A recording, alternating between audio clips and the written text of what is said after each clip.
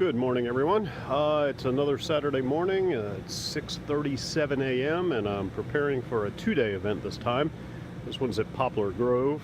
It's called the Summer Harvest. Anyway, just a couple of quick things I wanted to point out this morning. I received some wonderful feedback and comments on my last set of videos showing my setups.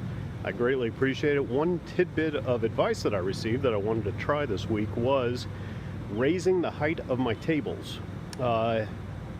The viewer said that he has much better response when things are closer to eye level. Folks can see them better at a better angle, so I wanted to give it a try. He told me just regular PVC pipe, so what I did was I measured how far up the leg I would need to go. So here's the original height of the table. So right here is where I measured to. It was on my tables, it happened to be 14 inches. He recommended a 6-inch rise, so I measured 20 inches. Went and bought some PVC pipe.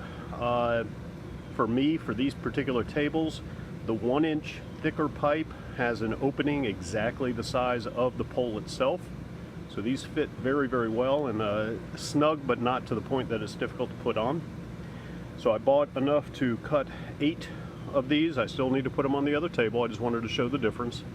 And I also bought some end caps for the bottom. No particular reason, you don't have to, but I just thought it would be a nicer look because my tablecloths will not go all the way to the ground at this point, I believe. So again, I'm doing this for the first time, so it's still an experiment. See how this goes, but he said he's had good luck with it, so I wanted to give it a try. At this event, I'm not sure exactly how I'm going to set up yet. The vendor that's next to me on this side actually has a double booth.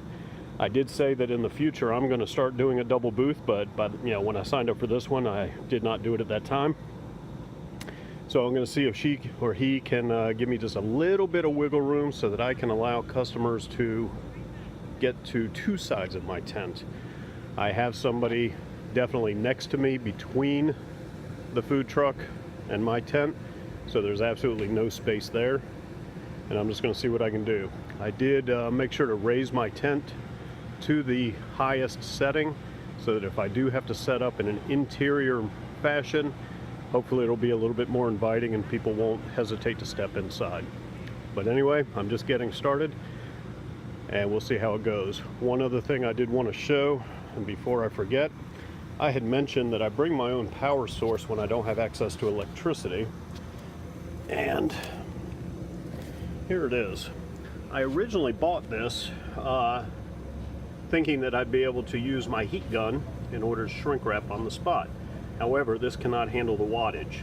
Didn't realize it until after I got it, but I still get a lot of use out of this. I will run a portable fan to cool myself at hotter events, and I can also plug in my phone charger. It's got regular outlets on it. It works very well. I think this thing was about $130, and it's been worth every penny. It holds a charge forever. Anyway, I will update later if anything exciting comes up. Thank you much. Alright, so it's 7:45, all set up. Had to go with yet another unique setup that I've never done before, but I'm happy with it.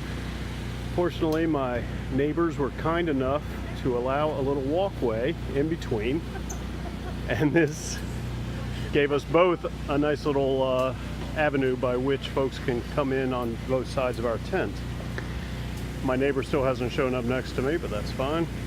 Anyway, what I wound up doing today was keeping the dogs on one side like I like to. Got my sea critters, zoo and farm, horses and cats, and then the kids. Now normally I would put the kids stuff on a slightly lower table. Again, I raised my table up based on a recommendation, see how this works. I'm very happy with how the PVC looks underneath the table. Again, this is a different and new setup for me, so I had to make do. That's why that table does not have white showing. That table actually is able to extend up to the same height. But all looks good. Looking forward to a successful weekend. This is a 2-day event, and we'll see how we do. And I forgot to mention one thing. I'm trying something new. I had seen a video showing lettering or name signs, and it intrigued me, and then a fellow puzzle vendor asked me if I had ever seen it and how to do it. And it turns out that my wife is a computer graphic artist, if you will. So I showed her the video and showed her the software that it was done in. She promptly found some online tutorials for it and was able to create some samples for me. I had her create two, one for the name Javier and the other the name Alexis, in two different styles, two different fonts. The Javier is, you know, in a nice random looking format. Alexis is in a more formal looking font. What I did with it, I actually did it two ways. I did it as a single piece, one nameplate, and then I did it as a puzzle. Since I do puzzles, I wanted to be able to offer that. So this is the first event in which I'm going to display these, see if there's any interest. For those of you that might be interested in making these, my wife's services are available. We are going to charge just $5 per custom pattern. You'd be able to simply supply the name and the style that you wish. What we hope to do is expand this to maybe 4 or 5 or 6 different styles or fonts, give you options, but right now these are the two that are available.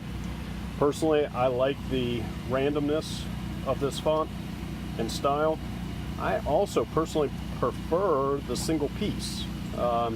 So this is very much going to be a test run, see what people like, whether it be the single or the puzzle, and the style. And we'll see if folks are interested. My plan is to sell these for $20 each for the single piece format and $25 for puzzle style.